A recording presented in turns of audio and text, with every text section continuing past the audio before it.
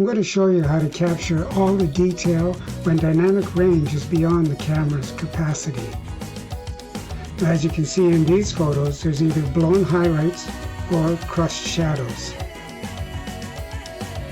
This one shows how the camera renders the scene on its own. To fix this issue, we're going to use ON1 Photo Raw's HDR.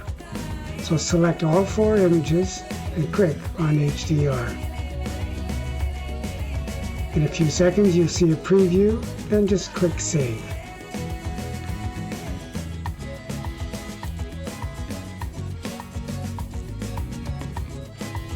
In a few more seconds you'll have the merged and rendered HDR file.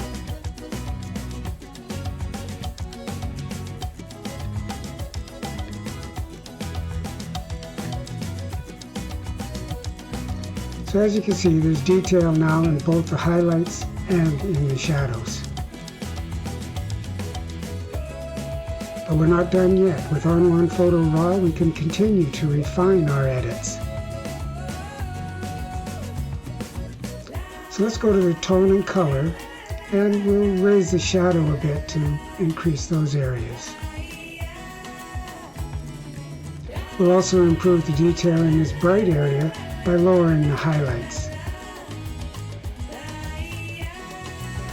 Now there's detail in the highlights, the midtones, and in the shadows, all in a few simple steps. For my gear, I also like to add a bit of ON1's dynamic contrast filter.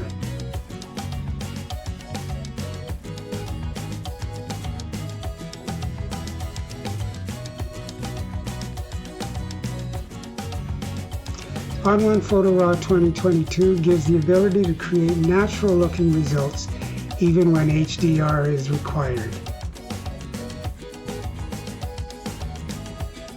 So thanks for watching. I hope this has been helpful. If so, subscribe to my YouTube channel for more.